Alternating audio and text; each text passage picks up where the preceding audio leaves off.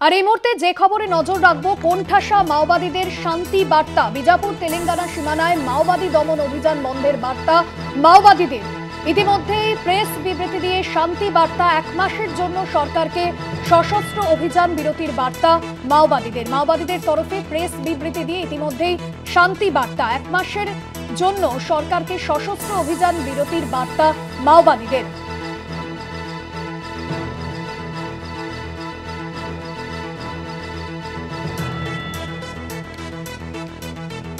আপনাদের জানিয়ে রাখবো, কোণঠাসা মাওবাদীদের শান্তি বার্তা। বিজাপুর তেলেঙ্গানা সীমানায় মাওবাদী দমন অভিযান বন্ধের বার্তা মাওবাদীদের।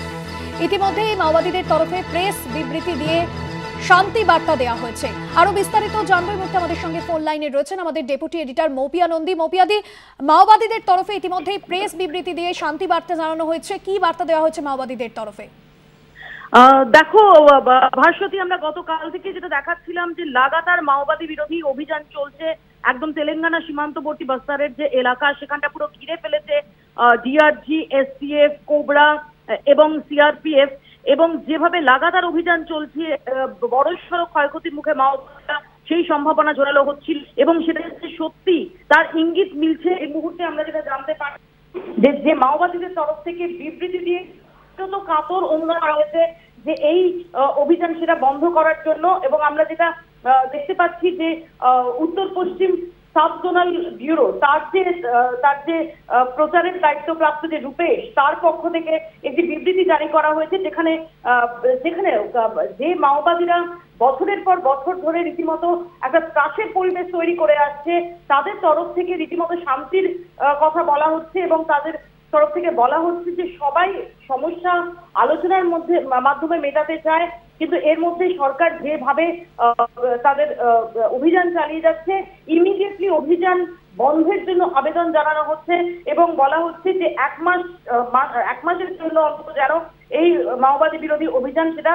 বন্ধ রাখা হয়। বোঝাই যাচ্ছে যে মাওবাদীরা যথেষ্ট কোণঠাসা হয়ে পড়েছে এবং এই মুহূর্তে দাঁড়িয়ে গতকাল থেকে যে অপারেশন চলছে সেখানে দাঁড়িয়ে বড়সড় ক্ষয়ক্ষতির মুখে মাওবাদীরা। যে পরিস্থিতির কথা আমরা কাল থেকেই বলছিলাম যে এবারের যে অপারেশনটা হচ্ছে সেটা সাম্প্রতিক যে এনকাউন্টার গুলো তার থেকে ডিফারেন্ট, এবং এই এনকাউন্টার একদম এই অপারেশন রীতিমতো পরিকল্পনা করে সমস্ত দিক দিয়ে ঘিরে ফেলে যৌথভাবে চালানো হচ্ছে, যাতে কোনোভাবেই পালানোর পথ না পায় মাওবাদীরা এবং আইদার তাদের সামনে আত্মসমর্পণের পথ থাকে অথবা তাদের একদম শেষ করে দেওয়া।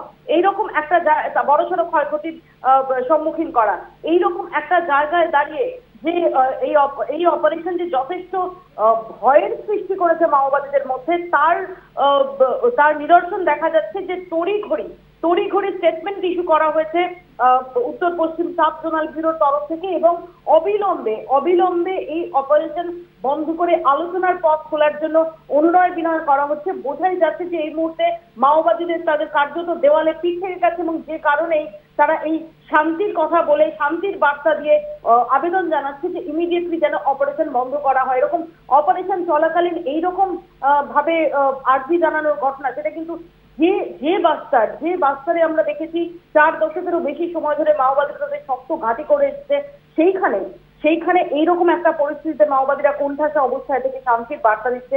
এটা ডেফিনেটলি অত্যন্ত গুরুত্বপূর্ণ।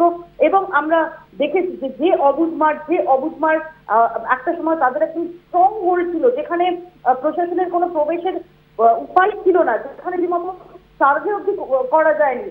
সেই অবুঝ মারে এই মুহূর্তে দাঁড়িয়ে প্রশাসন বিভিন্ন ক্যাম্প করছে, জনসংযোগ ক্যাম্প করছে, সেখানে বিভিন্ন সহায়তা ক্যাম্প করছে। সব মিলিয়ে যে এই বাস্তারে যথেষ্ট কোণঠাসা অবস্থায় পড়ে গেছে মাওবাদীরা এবং যে কারণেই কালকের এই লাগাতার অপারেশনের মুখে দাঁড়িয়ে এই আবেদন, এমনটা স্পষ্ট। ভাস্বতী, ধন্যবাদ মৌপিয়াদি।